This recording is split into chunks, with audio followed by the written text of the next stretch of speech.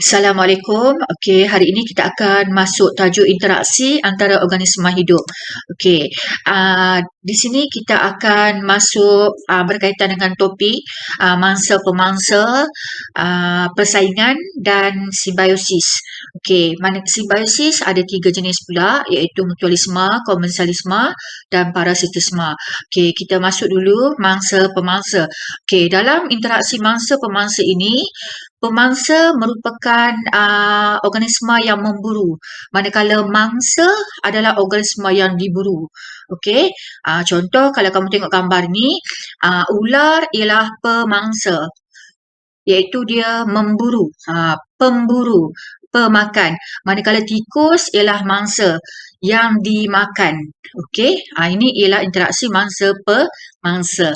Okey, seterusnya interaksi persaingan. Persaingan ni ialah organisma bersaing untuk mendapatkan keperluan asas yang sama dan terhad seperti makanan, air, tempat tinggal, seterusnya pasangan membiak. Okey, ini dia bersaing untuk mendapatkan keperluan asas tersebut. Okey, persaingan ni ada 2 jenis iaitu intraspesifik dan satu lagi interspesifik. Intraspesifik ini persaingan antara organisma yang sama spesies. Contoh harimau dengan harimau. Okey, mereka bersaing untuk mendapatkan pasangan membiak. Okey, yang jantan bersaing untuk mendapatkan betina. Seterusnya interspesifik, berlainan spesies. Contoh harimau dengan dubuk. Mereka bersaing untuk mendapatkan makanan yang sama. Contoh rusa. Okey, ini ialah persaingan interspesifik. Okey. Seterusnya kita masuk interaksi jenis simbiosis iaitu mutualisme, komensalisme dan parasitisme. Okey, contoh di sini mutualisme. Mutualisme ini iaitu interaksi di mana kedua-dua organisma mendapat manfaat. Okey, mutualisme. Okey, kamu ingat dua-dua mendapat manfaat. Contoh gambar di sini, buran dengan umang-umang.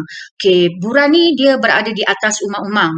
Okey, apa kelebihan kedua-dua interaksi ni? Buran ini memberi perlindungan dan sisa makanan kepada umang-umang ini. Okey, kerana kenapa dia bagi perlindungan? Sebab buran ini dia ada satu tentakel yang beracun. Okey, jadi ia memberi perlindungan kepada umang-umang. Umang-umang ni pula memberi pengangkutan kepada buran tersebut. Ini kita panggil hubungan mutualisme. Kedua-duanya mendapat faedah. Okey. Seterusnya bakteria rhizobium dengan akar pokok kekacang. Yang mana bakteria rhizobium ini akan mengambil nitrogen di udara dan menukarkan kepada nitrat. Kemudian nitrat itu diberi kepada pokok kekacang supaya pokok kacang ini dapat membuat kacang. Okey. Dan pokok kekacang ini pula memberi tempat tinggal kepada bakteria rhizobium ini di dalam nodul akar kekacang. Okey, ini hubungan mutualisme. Seterusnya, kerbau dengan burung jalak. Okey, burung jalak ini akan memakan kutu di badan kerbau dan dia mendapat makanan. Manakala kerbau pula mendapat keselesaan. Okey, badannya tak gatal. Okey, keselesaan. Okey, seterusnya. Komensalisme. Interaksi yang kedua pula, komensalisme iaitu komensa organisma yang mendapat manfaat manakala perumah tanpa sebarang kerugian atau manfaat. So, jadi hubungan komensalisme ini satu dapat manfaat, satu lagi tak dapat apa-apa. Tak dapat kerugian, tak dapat faedah. Okey, seterusnya kita tengok contoh. Okey, contoh komensalisme di sini ikan remora dengan ikan jerung. Ikan remora ini kita panggil komensal. Bermakna dia mendapat keuntungan iaitu perlindungan dan sisa makanan daripada ikan jerung. Manakala ikan jerung pula perumah yang tidak mendapat apa-apa. Okey, tak dapat kerugian, tak dapat keuntungan ikan jerung. Okey, seterusnya. Paku pakis dengan pokok jati, di mana paku pakis komensal mendapat keuntungan dengan cara mendapat tempat tinggal. Okey, dia dapat tempat yang tinggi untuk menjalankan proses fotosintesis.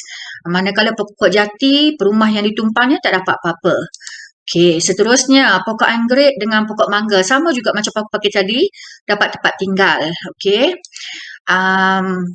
parasitisme, iaitu memanfaatkan satu organisma sahaja tetapi merugikan organisma yang satu lagi. Okey. Bermakna yang dapat manfaat itu parasit. Yang satu lagi perumah dapat kerugian. Okey, kalau kamu tengok di sini cacing pita dengan usus manusia. Cacing pita ini kita panggil parasit. Dia mendapat manfaat dengan mendapat nutrien daripada usus manusia, manakala usus manusia pula mendapat kerugian, iaitu kekurangan nutrien, membawa penyakit. Okey, dia dapat penyakit usus manusia ni, maksud manusia itu sendiri. Okey, seterusnya nyamuk dengan manusia.